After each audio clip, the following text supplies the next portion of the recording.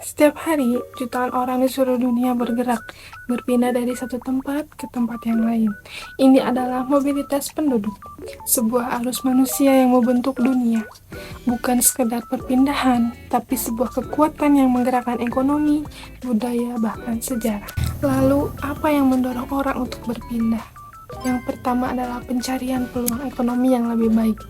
Bayangkan seorang petani muda meninggalkan desanya yang terpencil untuk mencari pekerjaan di kota besar. Ia meninggalkan keluarga dan kampung halamannya demi masa depan yang lebih cerah. Selain faktor ekonomi, konflik dan bencana alam juga memaksa jutaan orang meninggalkan rumah mereka, seperti peperangan, penganiayaan, gempa bumi, atau kekeringan yang berkepanjangan. Hal ini membuat mereka menjadi pengungsi, kehilangan segalanya, dan menghadapi tantangan besar untuk membangun kembali hidup. Perpindahan juga terjadi dalam skala yang lebih kecil. Contohnya, seseorang pindah untuk berkuliah, lalu seseorang yang ingin mencari pekerjaan yang lebih baik, atau seseorang yang mencari lingkungan yang lebih nyaman untuk keluarganya. Semua ini adalah bagian dari mobilitas penduduk. Mobilitas penduduk memiliki dampak yang kompleks.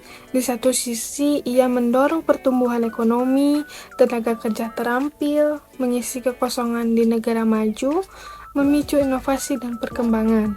Namun, ini juga menimbulkan tantangan seperti tekanan pada infrastruktur, persaingan kerja yang ketat, dan potensi konflik sosial antara penduduk asli dan pendatang baru.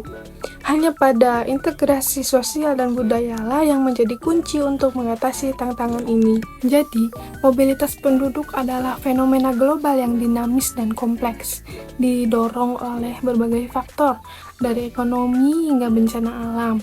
Dampaknya pun beragam, positif dan negatif. Nah, memahami mobilitas penduduk ini berarti memahami pergerakan fisik manusia, tetapi juga dinamika sosial, ekonomi, dan budaya yang membentuk dunia kita.